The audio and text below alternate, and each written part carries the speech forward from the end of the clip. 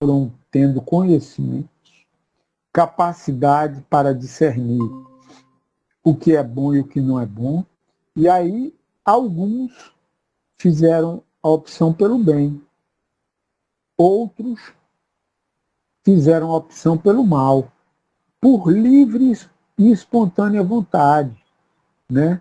A maioria, o Livro dos Espíritos nos diz, seguiu o caminho misto, né?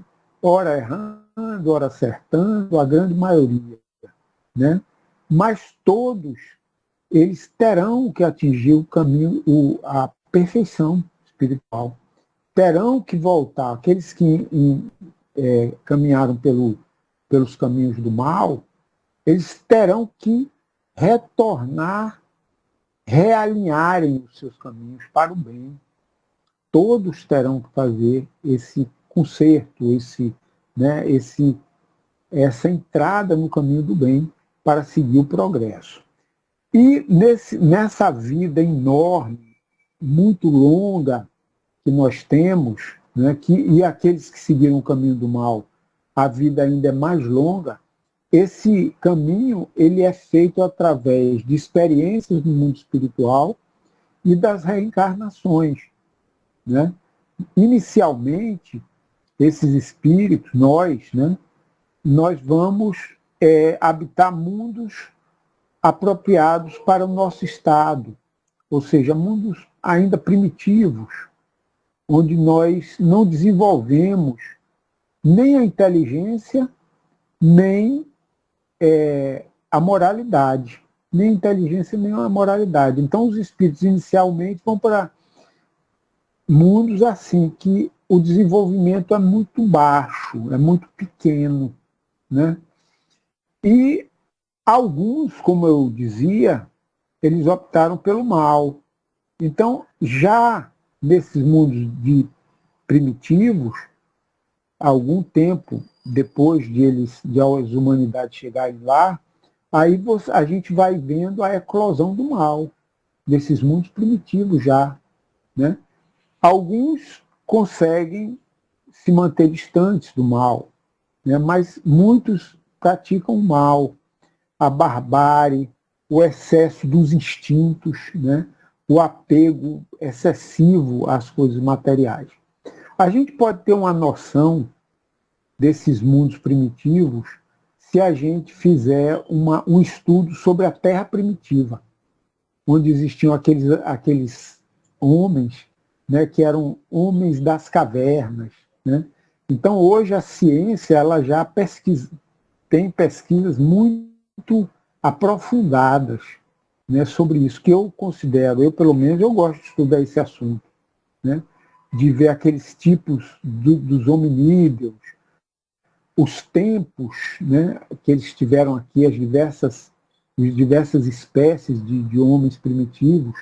Então a gente vê, por exemplo, tem uma espécie de homem primitivo que ele vive lá no Chad, no país Chad, foi descoberto no Chad, né?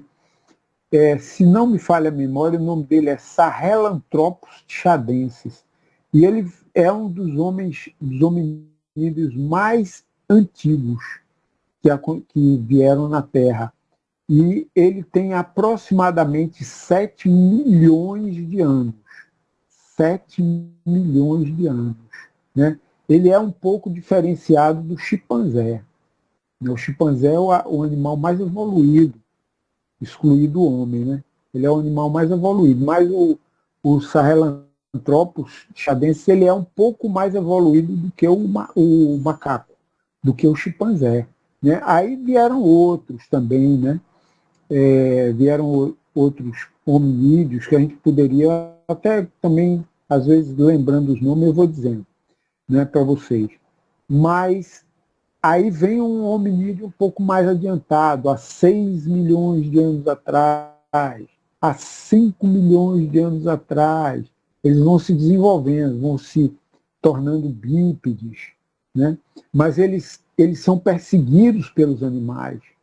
Às vezes eles têm pouca proteção e os animais conseguem destruí-los com uma certa facilidade. Eles vão para as cavernas, né? Aí, à medida que eles vão se evoluindo, desenvolvendo a inteligência, aí eles conseguem gradualmente fabricar utensílios, machados, flechas, né?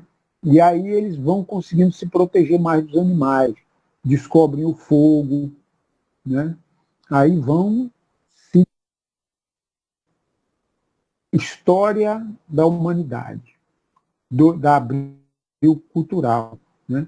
Então nessa história geral da humanidade, aí ele relata que quando o homem descobriu a agricultura, ele se tornou sedentário, ou seja, ele ficou com a residência fixa, porque ele plantou do lado da casa dele, saiu plantando, né? Aí aprendeu a criar os animais, aí ele ficou sedentário. Esse fenômeno ele serviu para a evolução da humanidade, para a evolução da humanidade, né? Por quê? Porque ele se preocupava menos com os alimentos. O nômade ele só se preocupava com o alimento. Era caça, pesca, coleta. E depois que saía dali, ia para o outro lado e não tinha paradeiro, né? Quando ele ficou mais quieto, mais sedentário, então surgiu um tempo livre para ele. Foi o tempo que ele começou a pensar, o tempo que ele começou a olhar a natureza, a construir uma ideia de Deus. As artes começaram a se desenvolver gradualmente, né, melhormente. A escrita surgiu, a roda surgiu. Então, tudo isso foram formas de facilitar a vida dos homens primitivos, né? E aí houve um grande desenvolvimento, surgiram as cidades, né? Aí começou a civilização. Agora, interessante a gente ver o seguinte, que Allan Kardec, no Evangelho segundo o Espiritismo, ele retrata esses planetas primitivos com grande materialidade, né? Grande materialidade dos homens primitivos. Mas, nessa fase ainda de planetas primitivos, eles tinham lá dentro da alma uma intuição de um ser superior. Tanto assim que eles adoravam os deuses, né? A lua, o sol, porque eles tinham uma intuição, tem algo, uma inteligência, um ser que criou tudo isso, que ele domina, ele provoca tempestades, provoca as marés, né? Ele faz as plantas nascerem. Ele começou a criar essa observação e essa convicção. Agora veja a observação de Allan Kardec. Um simples instinto do homem de que há algo superior, de que há Deus, né? Na forma deles pensarem. Foi suficiente para provocar o progresso deles até eles chegarem na civilização. Tem um livro espírita muito interessante chamado Fenômenos Supranormais e os Mundos Primitivos. Eu não sei se vocês gostam de ler esse autor, que é o Ernesto Bozano. Ele conta histórias espíritas, psíquicas, mediúnicas dos povos primitivos existentes na Terra, na Índia, no Brasil, na África, entre os trogloditas. Os trogloditas são aquelas civilizações que habitam em cavernas. Então, tem um explorador, e o Ernesto Bozano reproduz esse relato, que o explorador ele foi para uma tribo de trogloditas. Quando chegou na entrada da tribo, existia uma estátua alta que eles chamavam o Deus Ogum. Esse aqui é o Deus Ogum. Aí o explorador europeu entrou lá e achou interessante aquela imagem ali, né? Aquela estátua. Aí foi falar com o sacerdote. Aí ele disse assim para o sacerdote: olha, eu entrei aqui e na entrada eu vi o seu Deus, o Deus Ogum. Aí o sacerdote disse: não, o Deus Ogum não é aquele não. aquela ali é uma representação do Deus. Porque o Deus algum, ele está em tudo. Ele está no universo. Onde a gente está, ele está. Ele está dentro de nós, ele está fora de nós, ele está acima, ele está abaixo, ele está em toda parte. É uma força, uma alma que domina tudo que existe. Aquilo ali é uma representação do Deus. Aí o Ernesto Bozano ele comenta o seguinte, desse livro que eu disse para vocês, Fenômenos Supranormais e os Povos Primitivos. E aí ele diz assim, ele comenta, interessante, no meio de povos primitivos você encontra uma ideia melhor de Deus, uma ideia não antropomórfica, não humana de Deus, uma ideia mais espiritual de Deus do que acontece no meio dos povos da Europa. Né? Então, aí eu estou ilustrando isso para a gente só sentir um pouquinho essa afirmação de Allan Kardec, que mesmo nos povos primitivos existia aquela ideia de Deus, né? E aquela ideia serviu para fazer com que os povos avançassem. Eu queria fazer também uma digressão sobre essa reflexão de Allan Kardec no Evangelho segundo o Espiritismo, para dizer o seguinte, ora, se a ideia de Deus colocou os povos primitivos para frente e fez com que eles chegassem até a civilização, imagine a nossa ideia de Deus, que é uma ideia muito mais avançada. E se a gente colocar em nós esse princípio de Deus e seguir esse princípio, essa lei, nós vamos conseguir um progresso significativo dentro de algumas encarnações, se a gente persistir nesse caminho. Né? A gente pode chegar a essa conclusão facilmente. Agora, outra coisa que eu queria, só para fechar esse subtema assim, de povos primitivos, né? Tem 2 livros espíritas, né? Um, se eu não me engano, é do próprio Ernesto Bozano, e outro do Gabriel Delany, que eles relatam uma sessão de materialização lá na Europa, em que se materializou um espírito primitivo, que eles chamaram de pitecantropo. Esse pitecantropo ele não falava, ele vivia assim, meio como homem, meio como animal. E na sessão de materialização, ele apareceu. E ele urrava, pulava para um canto para o outro, e os participantes da reunião chamaram ele de pitecantropo, colocaram esse nome. Então, se vocês procurarem no livro de do Ernesto Bozano e do Gabriel Delany, se não me falha a memória, no Gabriel Delany Fenômenos Espíritas. Né? Tem um livro do Gabriel Delany que fala sobre os fenômenos espíritas. E aí, se eu achar, inclusive, eu mando para Alberto para ele passar para vocês qual é o local certo, se vocês tiverem curiosidade de ir lá de ver. Mas não existe no universo só povos primitivos, só mundos primitivos. Existem mundos superiores também. Mundos onde, segundo os espíritos superiores, segundo o ensino dos espíritos, eles têm ainda a forma humana, como a nossa, uma cabeça, um tronco, braços, pernas.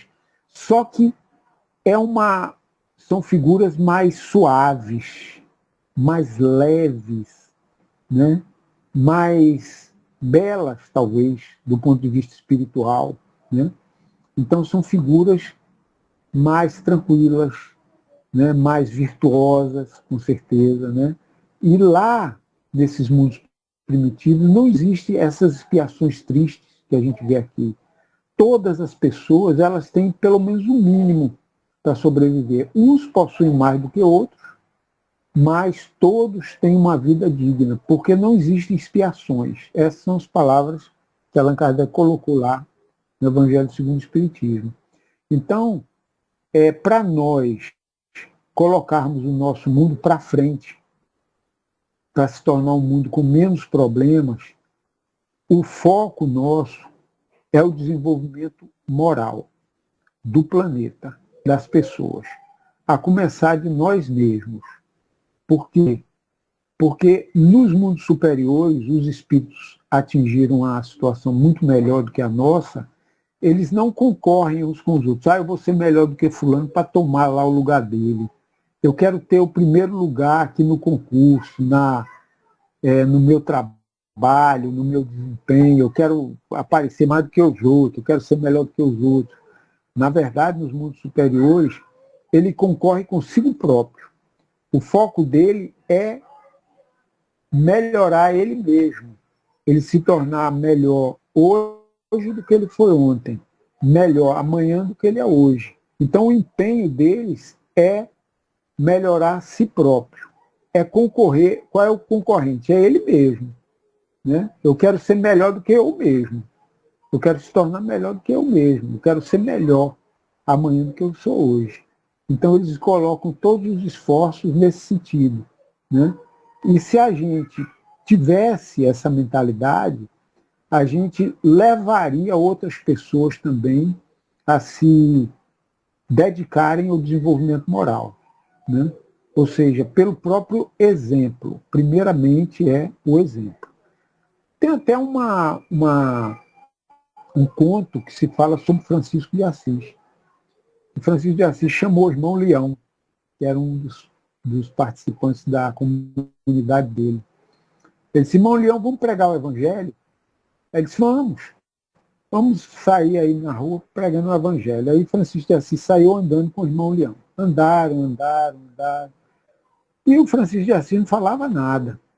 Andava para lá, andava para cá, andava para lá, andava para cá, e voltaram lá para Porciúncula, né, onde eles moravam. Aí ele disse: irmão Francisco, a gente não foi pregar? Eles: fomos, mas nós não pregamos. Eles: pregamos. Você não falou nada? Ele disse: não, mas a gente pregou com exemplo. Porque a pregação é com exemplo. Falar se for necessário, mas o fundamento da pregação é o exemplo. Né? Então, veja que agora a gente sabe também que Francisco de Assis já era um espírito, né, que já pertencia a um plano superior. Eu não sei se vocês estão lembrados daquele livro A Caminho da Luz, de Emmanuel, psicografado por Chico Xavier. Lá, Alberto conhece o livro, né? Então eu não vou contar nenhuma novidade para ele, não. Agora pode ser que talvez alguém não tenha lido, né? Aí eu vou contar. Tem uma história lá no século XIII, no início dos anos 1200, 1180, 1190, 1200, a Igreja Católica ela se deparou com movimentos hereges, ou seja, movimentos que eram cristãos, mas que eles não seguiam os preceitos da Igreja. Inclusive, eu só dizendo para vocês, existiam vários grupos. Né? O Emmanuel ele cita os valdenses, que eles viviam ali mais ou menos na região de Lyon, na França, e eles tinham uma vida assim, procuravam ter uma vida virtuosa, desprendida das coisas materiais, procurar seguir o bem. Né? O caso aí que Emmanuel citou foi os valdenses. Mas se a gente estudar a história da humanidade, a gente vai ver que tinham outros também. Por exemplo, no sul da França existia uma cidade chamada Albi, e nessa cidade existiam outros grupos hereges, que eram os albingenses. E em outras cidades, como Toulouse, né, existiam os cátaros. Os cátaros eles são o Hermínio Miranda tem um livro sobre os cátaros também, que eu infelizmente não conheço, mas eu vou procurar conhecer. Então, esses grupos considerados hereges, eles eram espíritos virtuosos. Né? Eles se dedicavam ao bem, à prática do evangelho, à humildade, né? À fraternidade. E alguns deles criticavam os excessos da igreja, porque nessa época a igreja, os padres, eles se dedicavam muito aos bens materiais, né? Às coisas materiais, ao supérfluo, aos excessos, e se esqueceram do evangelho, de exemplificar o evangelho, pregando o evangelho com exemplo. Né? E aí o que acontecia? O povo ficava carente do evangelho, ficava sentindo necessidade de uma orientação cristã. Aí surgiram esses hereges, que eram verdadeiros cristãos, na verdade. E aí o que acontece? Eles começaram a ensinar o evangelho e a exemplificar o evangelho. Aí, rapidamente, essas linhas heréticas, elas se espalharam, principalmente no sul da França até o norte da Itália, naquela região toda ali. E alguns dizem que até a Inglaterra, o norte da França, em outras regiões. Então começou a se desenvolver muito esses grupos heréticos, né? E o Papa Inocêncio III, né, aí ele começou com os sacerdotes a conceber o planejamento da Inquisição. Eles começaram a planejar a Inquisição para eliminar os hereges. Foi justamente quando Francisco de Assis veio ao mundo. Aí Emmanuel diz, um dos maiores discípulos do Cristo desceu ao mundo para alertar a igreja e tentar dissuadi-la do planejamento da Inquisição, porque era um plano macabro, um plano sombrio, obscuro, né? Então, Jesus se preocupou com a instalação da Inquisição e mandou Francisco de Assis. Então, vocês vejam, e aí Francisco de Assis ele fundou um grupo também, uma ordem, mas não era uma ordem herética, ele recebia críticas, né? Mas aí o que ele fez? Aí ele foi lá para o Papa e para perguntar a ele o que eu fiz de errado. Eu queria saber se a gente está aqui para se aconselhar com você, né, com o Papa. Então ele foi lá pedir orientação, ele não foi lá dizer nós somos os verdadeiros, nós somos os verdadeiros cristãos, nós criticamos a igreja, não, ele foi lá com toda a humildade. Aí os últimos serão os primeiros. O Papa se ajoelhou perante ele. Então, o Papa ele foi, vamos dizer assim, convocado pelo exemplo de Francisco de Assis a abandonar a ideia da Inquisição, mas infelizmente acabou se instalando e houve uma mortandade muito grande entre os hereges, né? Houve um morticínio muito extenso na França. A presença de um espírito como São Francisco de Assis e outros também, né, desenvolvidos moralmente, muito desenvolvidos moralmente, porque é um contraste muito grande, na verdade. Né? A Idade Média existia muito atraso, muita ignorância, muita indiferença, muito atraso moral. E um espírito como São Francisco chegar num ambiente daquele era um imenso contraste, era uma diferença muito grande, né, entre a evolução de Francisco e a Idade Média. Ou seja, veio de outro planeta. Veio de outro planeta. Ou de outra esfera, de outra moradia espiritual para a Terra. Né? Então, a presença desses espíritos muito desenvolvidos, que às vezes são espíritos individualmente, às vezes são povos, que vêm povos desenvolvidos, como os egípcios, como os indianos antigos, né? Como os gregos, como os judeus antigos, os profetas e tudo mais, que vieram com um desenvolvimento maior do que o ambiente, vieram com missões. Né? Isso prova que eles não eram terrestres, terrícolas, eles não vieram dos pitecantropos, dos povos primitivos, como a gente vê, eles vieram de mundos mais avançados. Né? Então eles vieram com convicção do bem. E eles chegavam até a morrer pelo bem. Muitos deles, os cristãos e muitos deles, eles eram tão convictos na lei da fraternidade, do amor próximo, que se constrangessem eles para morrer pelo bem, morreriam. Eles topavam morrer. Como João Rus, por exemplo, né? Como Joana d'Arc. Então eram espíritos que vieram de mundos mais avançados do que o nosso. Isso aí é uma prova de que existem humanidades melhores do que nós, né? Que a gente fica assim perplexo pelo desenvolvimento moral dessas criaturas, né? Então, enfim, como nós dizíamos, né, existiam mundos primitivos, né, mais atrasados que o nosso, Existem outros tipos de mundos também. Mundos de expiação e provas.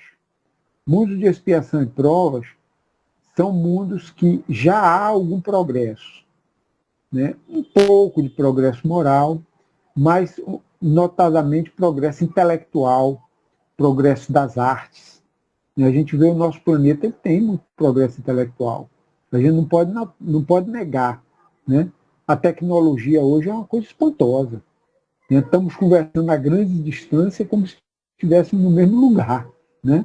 Conversando. Então é uma coisa assim maravilhosa. Tem um avião, uma invenção fantástica, aparelhos de ultrassom para olhar lá dentro do nosso corpo, para ver como é que se a gente tem alguma doença, algum problema nos órgãos, né, algum cálculo, e o médico vai e passa o remédio certinho, aí vai, desmancha aquele cálculo, então cura através de ultrassom, de raio laser. Né? Então a saúde da gente tem uma assistência tecnológica avançada. Né? Mas, do mesmo jeito que se usa, por exemplo, a radioterapia para combater o câncer com o cobalto, né? Você usa a radioatividade para fazer uma bomba atômica. Né? Então, a humanidade não se tocou ainda. Nós não nos tocamos, porque o bem tem que ser realizado. O bem precisa ser feito. Né? Para a gente sair de tantos problemas que a gente tem. É a via do bem. E o bem tem que ser intenso, tem que ser, né, como diz no próprio Evangelho, nesse livro, nesse texto que nós estamos estudando. Nos mundos superiores, os espíritos se empenham em melhorar-se, em se dedicarem ao bem. Se empenham. Então, o bem é prioridade nos mundos superiores. E é importante que, para nós que temos o esclarecimento espírita, que seja prioridade da gente, o bem. Né? Qual é o nosso objetivo? É a gente melhorar, a gente praticar o bem, a gente procurar ter paciência naquelas dificuldades que a gente se depara, quer sejam as dificuldades naturais, né? Quer sejam as dificuldades que os outros impõem. Poxa, que pessoa difícil. Essa pessoa é complicada, meu Deus do céu. Né? Tem até uma mensagem, parece que é Joana de Anjos, que chama Parentes Difíceis. Né? Então diz, olha, a gente precisa ter paciência com os parentes difíceis. Né? Só tem um jeito, a gente ter paciência, porque aí a gente vai conseguindo aos poucos tocar aquela alma. E além disso, esse parente difícil, a gente precisa entender o seguinte, que a gente fez ele complicado, ele problemático em outras encarnações, a gente colaborou, a gente fez algum mal a ele, que fez com que ele fosse uma pessoa atrapalhada, uma pessoa teimosa, uma pessoa com, às vezes, com insolente, alguma dificuldade, né, que está na nossa casa, que está no meio dos nossos parentes. Né? Eu acho interessante que eu gosto até de refletir um pouco antes da mensagem de Joana de Ângeles, né, que ela colocou parentes difíceis, para a gente ter paciência com os parentes difíceis.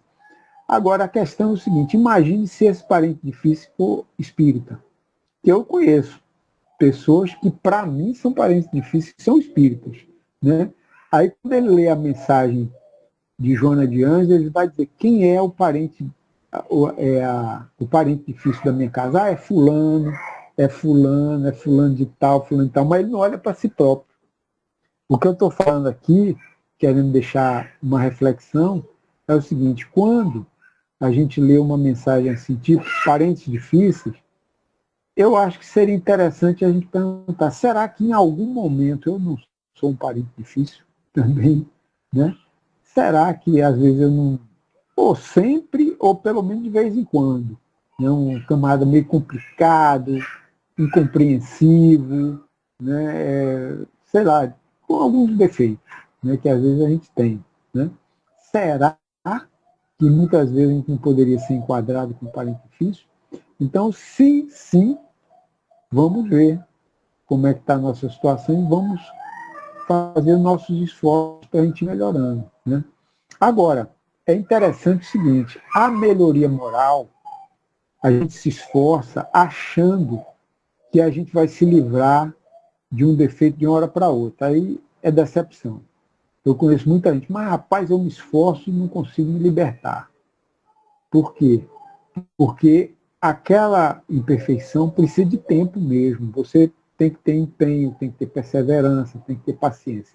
Eu vou dar um exemplo nesse sentido, né, de um espírito, Benjamin Franklin.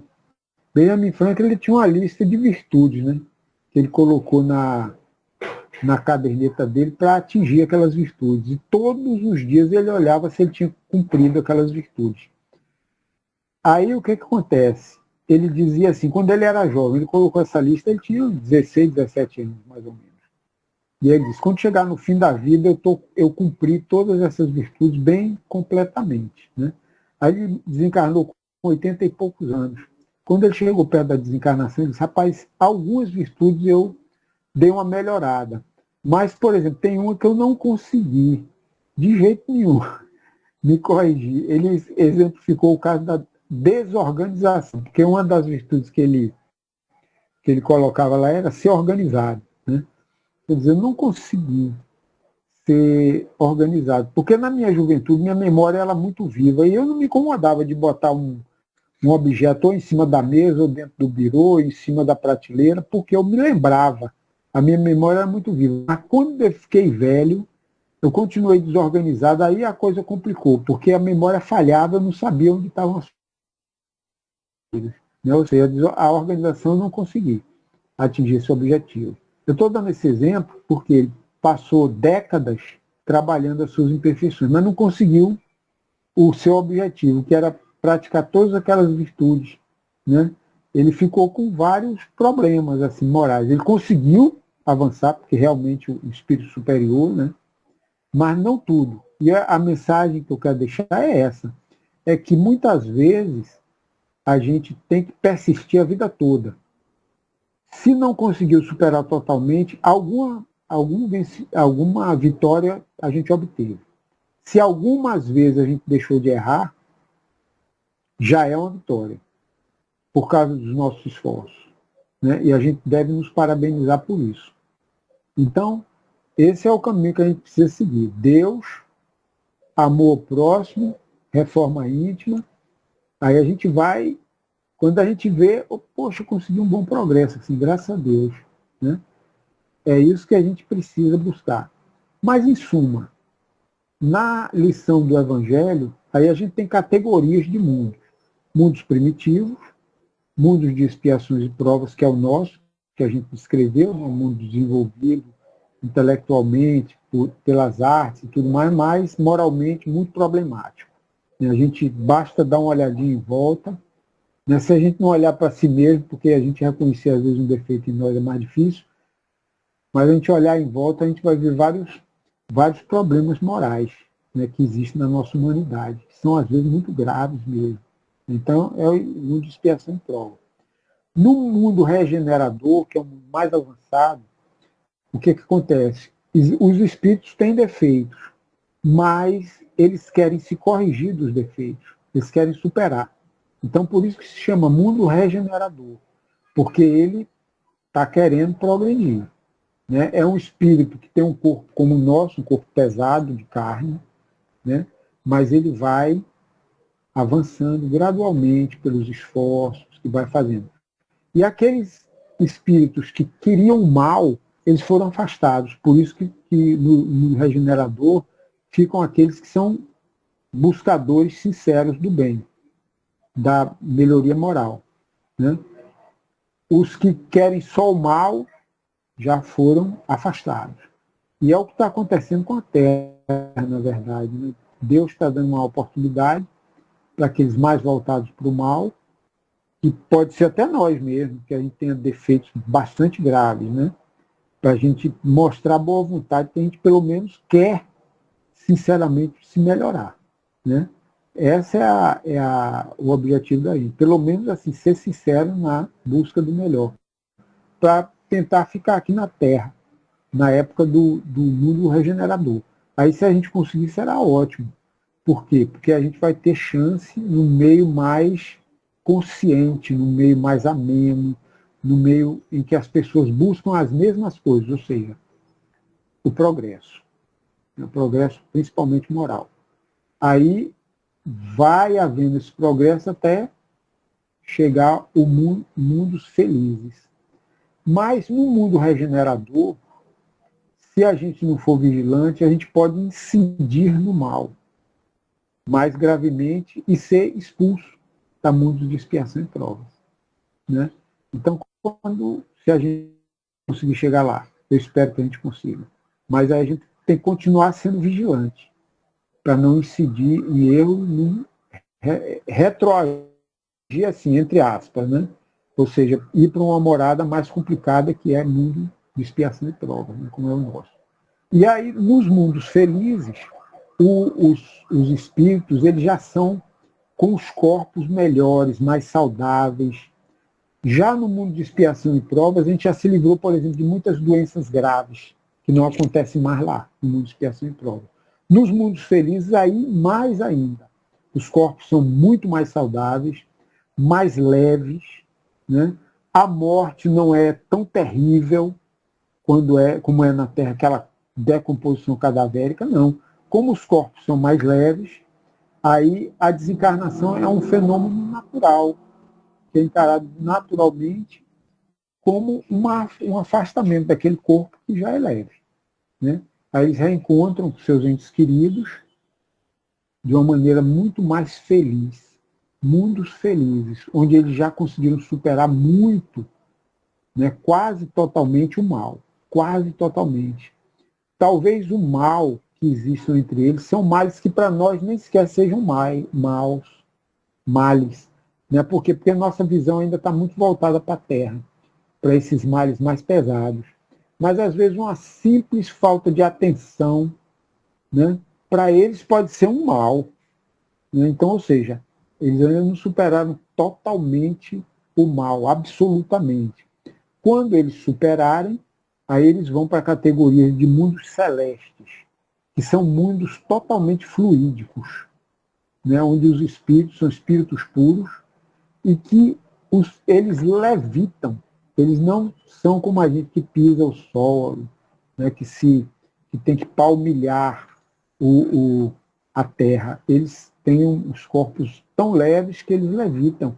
E eles podem deixar a hora que eles quiserem aquela habitação para visitar outras esferas. Eles têm um contato mais direto com Deus. Né? Então, eles já se livraram de todas as deficiências morais. Então, só recordando, em graus evolutivos, né? Os mundos primitivos, expiações e provas, mundos regeneradores, mundos felizes ou ditosos e mundos celestes. Né? Então, essa é a gradação da evolução dos mundos. Né? E aí a gente com essa visão, como eu dizia, esse conceito espírita, ele é muito importante, porque ele nos garante que a bondade de Deus é efetiva, que todos nós teremos chance de chegar ao topo da felicidade espiritual. Né? Demorar mais ou demorar menos depende dos nossos esforços. Né? Só para fechar aqui. Se a gente conseguir diminuir o orgulho nosso, é uma vitória muito grande. Uma vitória muito grande. Porque qual é o grande problema do orgulho? Primeiro, o orgulhoso se acha melhor do que os outros. Né? Então, quando ele se acha melhor do que os outros, ele acha que tem mais direitos do que os outros. E acha até que tem gente que merece passar fome mesmo, por exemplo. Tá entendendo? Não estou nem aí. Né? Aí o orgulho ele gera também o egoísmo. Né? E aí o egoísmo é uma atitude frontalmente contrária à lei fundamental do universo moral, que é o amor ao próximo. Então, o orgulho é uma causa de grandes males. Outro problema do orgulho é que nós ficamos cegos para os nossos defeitos. a gente se acha o tal. E quando a gente tem algum defeito, a gente inventa 1001 sofismas para se enganar e achar que aquilo ali está certo. E a gente tem maior dificuldade no autoconhecimento. Então, o orgulho, de fato, é algo que a gente deve combater. Né? E se alguém vier botando a gente para baixo, né? Então é a oportunidade da gente combater o orgulho, ou seja, de a gente não reagir, da gente aceitar aquilo ali com paciência. Né? Eu conheci um cidadão que eram 4 ou 5 pessoas ali, aí o cidadão recebeu, um cidadão espírita, né? Ele recebeu uma humilhação e não reagiu, ficou calado ali, continuou fazendo o trabalho dele. E aí um outro espírita que estava presente chegou para ele e disse assim, olha, continue sendo assim mesmo, porque você não perdeu nada. Ou seja, materialmente, nem perdeu cargo, nem perdeu consideração por parte de outras pessoas. Aí ele disse assim, você não perdeu nada. Aí, posteriormente, nós conversando com esse rapaz, que tinha sido humilhado, aí ele diz, olha, na verdade, aquele amigo, ele disse que realmente, quando a gente é humilhado e a gente não reage, a gente não perde nada materialmente, mas a gente perde algo, ou pelo menos parte de algo, que nos faz muito mal, que é o orgulho. Então, quando a gente for receber essa dor moral, que é a humilhação, se a gente tiver paciência, tiver resignação, tiver a coragem moral de aceitar, então nós estamos enfraquecendo o nosso maior inimigo, que é o orgulho. Né? Nós, aqui no Recife, em várias partes do Brasil e até do exterior, se faz a campanha do quilo. Né? Então, a campanha do quilo é uma tarefa que ela tem como objetivo combater o orgulho. E a gente bate nas casas pedindo ajuda para os necessitados. Muitas vezes a gente até recebe um fora. Né? Aquele fora é bendito. A gente recebe pacientemente, sem se agastar, pedindo para o nosso irmão, Deus abençoe, e vai para outra casa, pedir lá. Então, a campanha do quilo, o objetivo é esse. Não quer dizer que quem faz a campanha do quilo é melhor do que quem não faz. Não quer dizer, não. Quer dizer apenas isso, que é uma oportunidade para a pessoa enfraquecer o orgulho. Né? Inclusive, eu, particularmente, eu faço a campanha, eu recebo muitas vezes comunicações mediúnicas. Né? Os médios incorporam e os espíritos dizem assim, olha, Isolado, vá fazer a tarefa do saco às costas. Mais de um médium disse isso para mim. Inclusive, um deixou bem claro, porque você precisa combater o orgulho. Segundo esse espírito, ele diz, ó, tu precisa combater o orgulho. Aí você, uma boa é a campanha do quilo. Pessoal, desculpa aí, eu não sei se foi dentro do programa que vocês traçaram, mas assim, eu me esforcei para refletir mais ou menos a lição lá de Allan Kardec e dos Espíritos. Que Deus nos abençoe, nos ilumine. Um grande abraço a todos da fraternidade da Campanha do Quilo do Recife. E quem sabe se a gente não vê pessoalmente, hein? Aí é que é bom mesmo, que a fraternidade aumenta. Grande abraço. Muita paz. Muito bem. Foi melhor do que o programado. Os bons espíritos sempre ajudam. A mensagem traz muitos esclarecimentos, principalmente para a gente voltar para dentro de nós mesmos, observando a nossa trajetória e todos esses processos aí. Sempre a gente diz que é o outro que é isso, que é aquilo, que é aquilo outro. A gente não é nada, a gente não tem nada desses defeitos. Mas se a gente observando uma mensagem dessa aí, a gente observa quantas coisas ainda temos que vencer, aquelas montanhas que Jesus fala para tirar de dentro da gente. Então, muita paz, obrigado, Deus abençoe. Se tiver mais alguma pessoa aí querendo fazer algum comentário, tem alguns minutos aí. Fidelis. Boa noite a todos, boa noite. Seu nome é Isoláquio, né? Boa noite, Isoláquio. Sua palestra foi muito boa. Eu estava acompanhando aqui no livro do Evangelho mesmo. Você falou tudo certinho aí. Gostei. E a pergunta que eu tenho a fazer para você é a seguinte: na sua opinião, o que está faltando nos seres humanos a desenvolverem a mente humana, a ser mais humano em relação assim à tecnologia? E a tecnologia a gente já tem a cirurgia robótica, já tem aquele exemplo que você deu, e o ser humano ele não está desenvolvendo igual, entendeu? Era para ser mais fraterno, mais unido, né? O egoísmo ser menos, né? O orgulho também. Você acha assim o quê? O que é que está faltando em nós para desenvolver melhor? Olha, Fidelis, boa noite a você. Eu acho que uma pergunta qualquer dentro do Espiritismo, ele exige bastante reflexão, né? E assim, aí eu posso dar uma opiniãozinha assim que não sei não sei não, com certeza não vai responder totalmente, né? Vai ser um início de reflexões, né?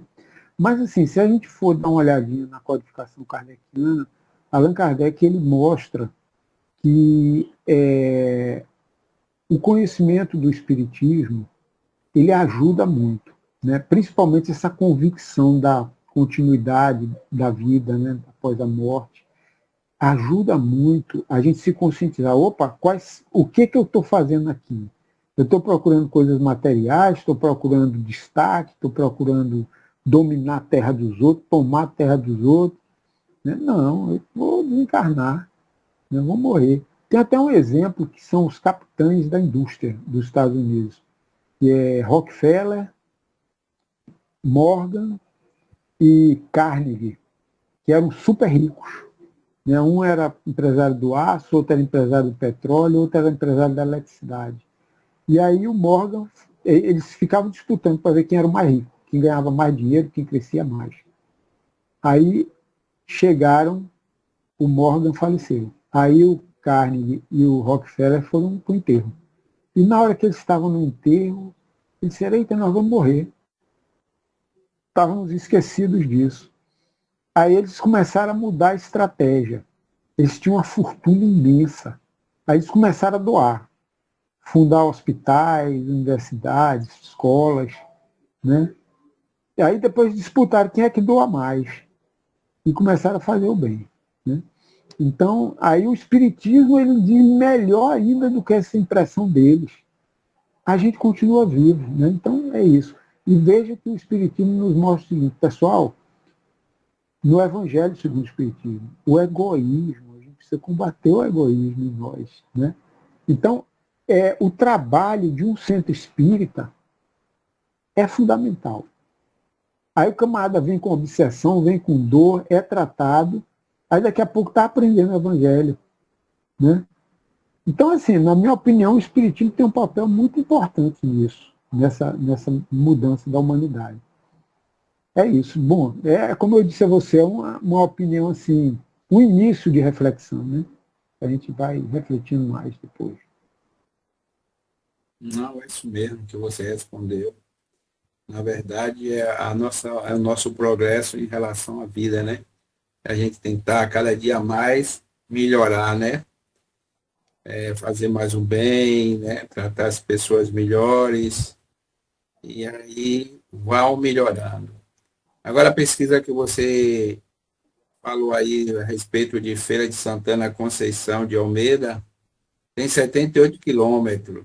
Eu pesquisei aqui rapidinho no Google e de carro é 1 hora e 13 minutos. Ah, De é perto. Santana a Conceição de Almeida. Para o tamanho da Bahia, é pertinho. Porque Bahia não é. Uma A hora e Bahia 13 não é um minutos. estado, né? A Bahia é um país. Porque você pegar a Alemanha e bota perto da Bahia, é capaz de a Alemanha ser menor. É, É isso aí, meus irmãos. Foi um prazer, então, falar com vocês. E, se Deus quiser, até a próxima, né? A gente, quem sabe, pessoalmente. Grande abraço. Ok, obrigado por você, pela sua palestra e pela resposta. Alberto quer falar? Isolar, meu amigo, dá tempo de fazer uma perguntinha? Podemos aí. Eu quero agradecer a sua palestra, ela foi muito instrutiva, trouxe para a gente muita informação e quero agradecer, viu? Foi muito bom escutar. Queria fazer uma pergunta para você, na verdade são duas. Se der tempo eu faço a outra, mas vou fazer essa e ela fala um pouco parecida com o que Fidelis fez. Você falou que quando a humanidade, o homem da pré-história, ele ficou sedentário, ele teve mais tempo para cuidar e se organizar socialmente, né? Desenvolveu a inteligência para várias áreas. Nós estamos vivendo um momento semelhante a esse? A pergunta é essa. O homem está ficando mais tempo no computador, né? Talvez esteja sobrando mais tempo. Será que nós estamos vivendo um outro tipo de sedentarismo? E se estamos, com essa sobra de tempo, vai nos levar aqui, né? Eu sei que você é muito prudente nessas respostas, muito sábia, né? Com cautela, porque nós espíritas, às vezes, a gente pensa que tem resposta para tudo, mas esse campo da prudência é muito importante. Mas a sua ideia, o seu pensamento, eu creio que é de valia, porque você é uma pessoa que tem capacidade, estuda, né? Já tem muito conhecimento, pode trazer para a gente uma reflexão sobre essa pergunta que eu fiz, né? Será que estamos vivendo um outro tipo de sedentarismo? Essa sobra de tempo pode nos levar para uma posição histórica diferente, né? Para a humanidade? Interessante, a gente vê, por exemplo, na pandemia, muitos centros fecharam, a maioria talvez, né? E até os trabalhos sociais, eles sofreram, né? As pessoas que precisavam de uma cesta básica e tal, sofreram bastante. O pessoal da campanha do Quilo teve que se recolher, então houve uma dificuldade. Mas, além das reuniões virtuais, nós vimos aqui muitos espíritas fazendo campanhas virtuais, né? Então, descobriram que poderiam fazer campanhas com equipamentos hospitalares. Quem está precisando de uma cadeira de roda, de uma cama hospitalar, não sei o quê. Começou no WhatsApp um movimento intenso. Pelo menos a gente assistiu aqui, né? Começou campanhas virtuais, reuniões virtuais. Então, a gente utilizou a tecnologia para vencer uma dificuldade. E o bem continuou, né? Então, tudo é uma questão de como a gente vai usar, né? E eu entendo que o bem vai sair. Agora, só que às vezes a gente tem dificuldade de enxergar, né? A gente vê muita confusão, muito caos, inclusive na internet, né? Então, às vezes a gente tem dificuldade, mas o bem, ele acontece de uma maneira discreta, né? Quando você vê, o bem é mais forte que o mal, na verdade, né? Quando despertarem, o bem já fez muito bem por aí. Então, eu acho que muitas pessoas boas têm usado a internet para o bem e eu creio que isso é uma força que vai prevalecer, na minha opinião, com o progresso e com a força que tem o bem.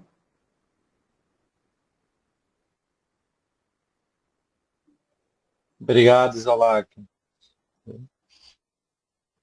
Pessoal, vocês me desculpem, mas eu estou aqui com o meu netinho aqui em casa, ele tem 2 anos, aí ele está lá com minha esposa, mas está demandando a atenção do careca aqui.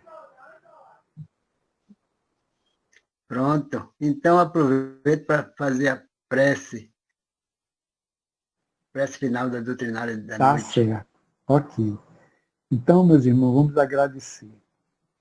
Senhor Jesus, muito obrigado por essa oportunidade de nos confraternizar com os nossos irmãos, que nós possamos continuar ligados com laços do bem, fortalecendo uns aos outros, né?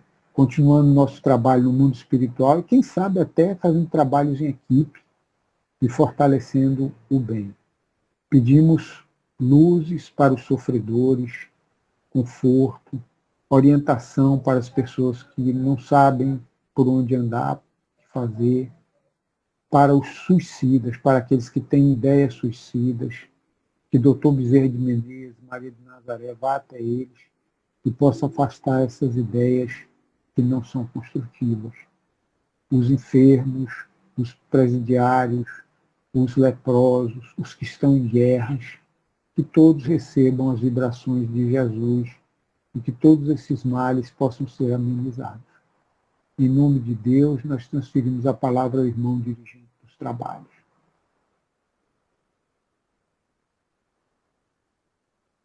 Muita paz.